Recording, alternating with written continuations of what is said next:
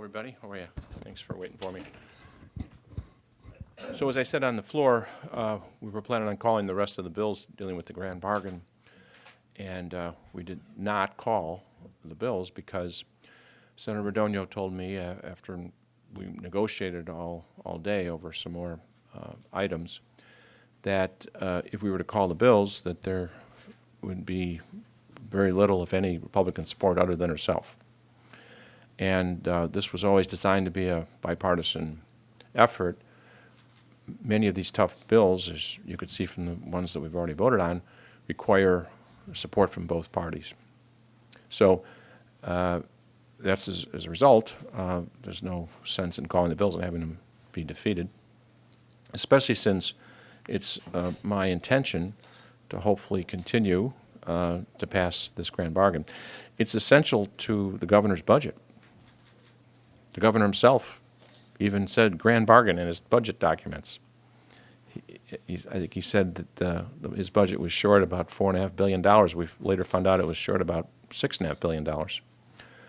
So I assume that the next move is the governor's to tell us why these Republican senators were voting no on bills that he supported. Yesterday we had a pension bill that I can tell you we took language directly from his staff. I had personally negotiated that pension bill with him earlier, and he insisted that I go out and call the bill. And I told him it's complicated passing bills. And he's proved that because his own party didn't support the bill that he wanted me to call. So we are open for business here. We have half these, I think half the bills have passed. We are ready to, whenever we have the support of enough senators who are Republican. We did a very good job in getting support from a good number of the Democrats willing to vote on these tough issues. And I'm looking forward to doing this. Nothing's gotten any better. It's March.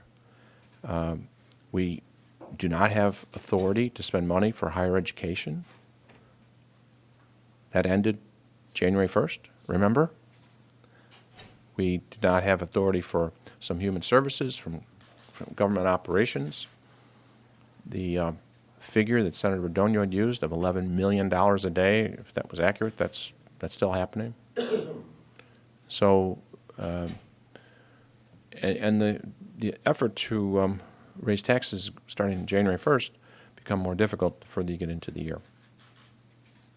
So, with that, I'd be happy to answer any questions. What exactly did the governor do? I don't. I would suggest that what you should do is ask the Senate Republicans individually what the governor did. I haven't talked to the governor. I've talked to Republican senators who said they went and saw the governor today. So you should ask them what he told them. So, President, what are the next steps then? Is this back to 4 leader meetings where the governor is involved in negotiations again? Is that how we're moving forward? Well, that didn't work before. That's why we started this. Again, my attitude is I was ready to call these bills today. I had sufficient number of votes from the Democratic caucus to pass them all, assuming we had a similar percentage of votes from the Republicans. So it's not my move. I think it's really assuming that what happened here is that the governor pulled votes off. We should find out why the governor did that.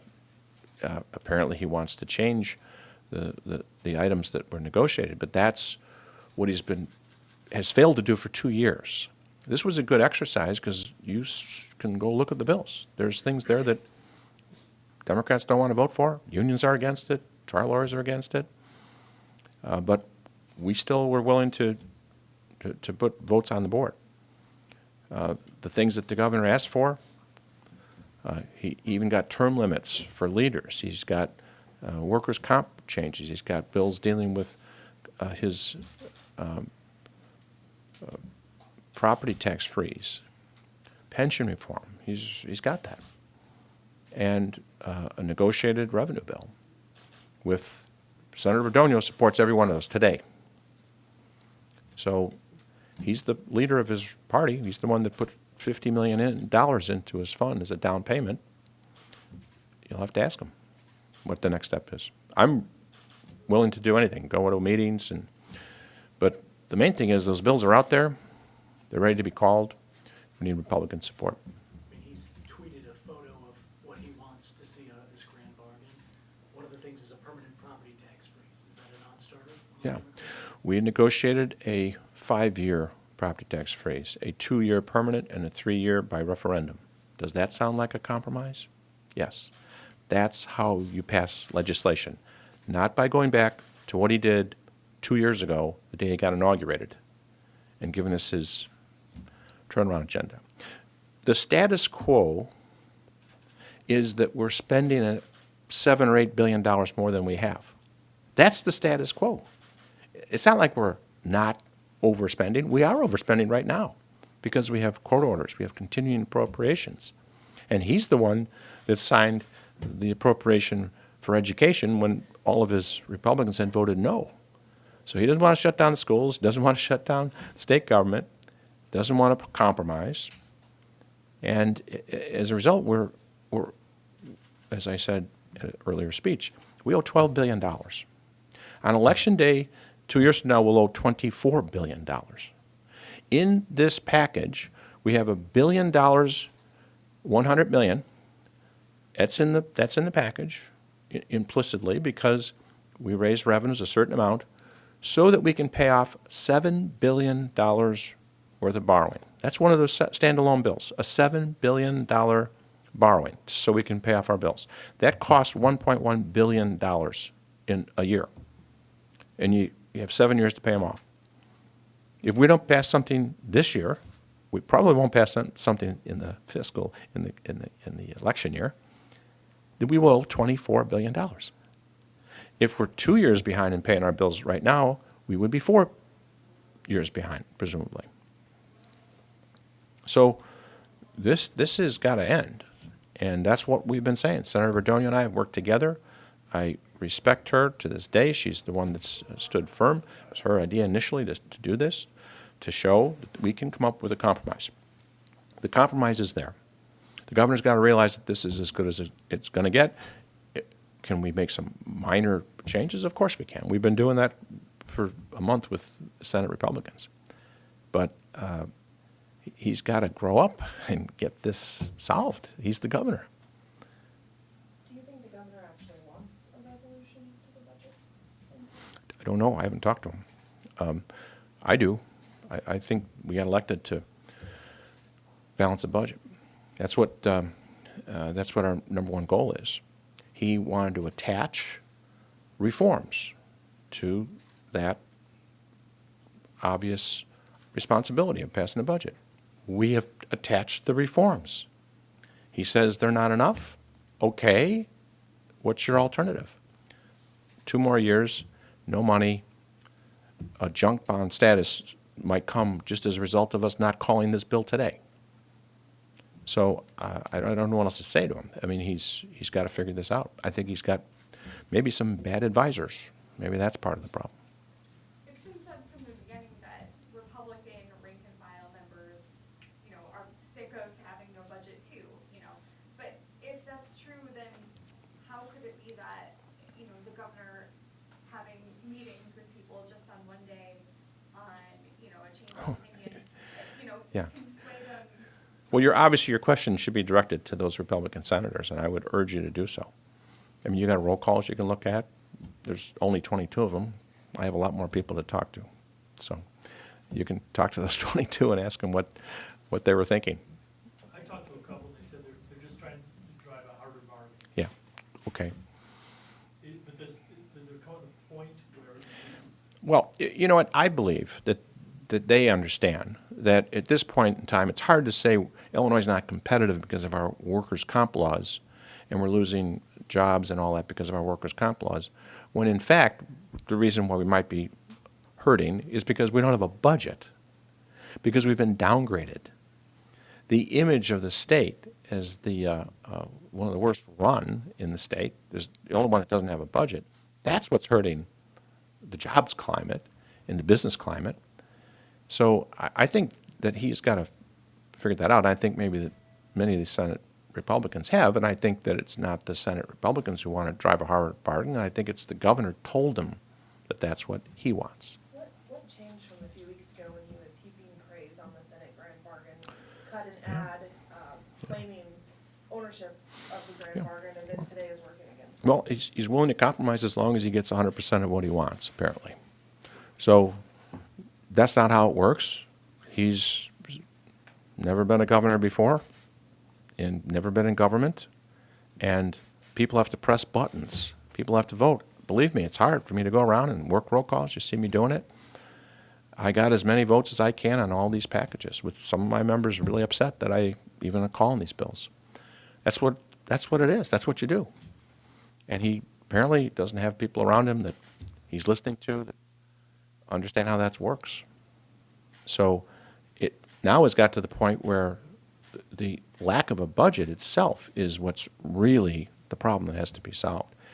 And he should be lucky he's getting any of these reforms, because what we really need to do is get a budget, and that includes some revenue.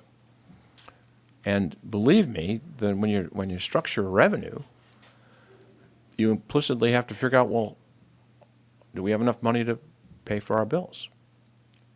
And so, even though we're not doing the budget for next year now, we're raising revenue in anticipation of that budget. And we would be saving billions of dollars by doing this grand bargain from what we're actually spending. So we're not cutting anything by not passing a bill. And that's a fundamental thing that he has to understand. We are obligating ourselves to expenses way in excess of the revenues we have in, and that's costing us more revenue to pay off the borrowing we inevitably would have to do to pay those bills. It's that simple. So they don't have the leverage, if that's the way to answer your question, that they think they have.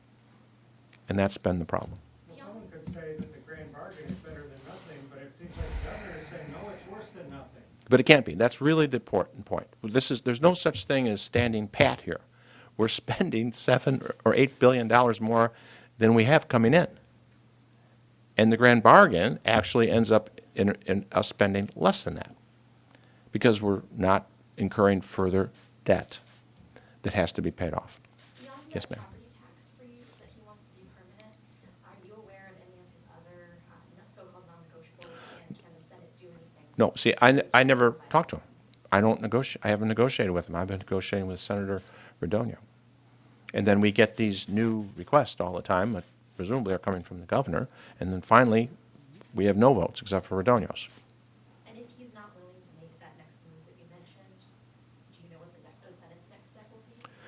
Well, I have a package of bills out there, some of which have passed. The rest can be called whenever I'm told by the Republicans that they're ready to vote for it. The governor has repeatedly said that his demands are, it's about short-term pain now for Yeah. long-term gain. What do you make of that? Maybe the first month or 6 months of his administration, he could say short-term pain. Now it's been 2 years of pain and $12 billion in debt and $24 billion if we don't do anything. And the actual potential destruction of the state's economy has already started to occur because we don't have a budget. So that's what I would say to him. And so here we are, giving you an opportunity to claim, of course, that you have very substantive reforms, substantive enough that the trial lawyers and the unions are certainly against it. What else does he want? What other proof does he want? They're doing robocalls telling people to vote against the bills, the unions. So what does he want us to do? I mean, this is a very fair compromise. The very modest taxes, unfortunately, it's sorry we have to do any taxes, but because of the delay for 2 years, they had to be higher than they otherwise would have been. So it all argues for the fact that we should get this done as soon as possible, and I'm still willing to do that. So did the governor hang his own Republican leader out to dry here then? You said that she came to you, wanted to work this out in the Senate. Senator Radonio has not been left out to dry. She's the one that's standing tall. She's the one that's willing to compromise. She's been compromised, and she's willing to vote for all these bills. The governor is the governor of the state, and the state is in big trouble, and he's in charge. Speaking of that union opposition, if Republicans get back on board, how sure are you of your own caucus that you're gonna have the votes selected? Well, I've been spending a lot of time working with my caucus. We've had some votes that are contested. You saw how many votes I was able to get. There's different parts of the state. There's different backgrounds. There's different people have different terms of office. All that comes into play. I know how to pass bills. I've passed more bills than, I sponsored more bills than any other legislator, to my knowledge, in the history of the state. So I know how to work a bill and pass a bill. And we were ready to pass all the bills if we had our Republican partners on board. Hey, guys, I'm tired. One more question. Message change, the messages you were getting from Leader Radonio, did that change throughout today, or did you know this was gonna happen by the No, end of the day? no, when we were working this morning on some modifications to this request for what was then a request for a 5-year property tax freeze, which is untenable for poor school districts. So we were negotiating that, and we came up with a compromise. So that stopped, and she said that there's no votes except for hers. Okay, thank you, guys.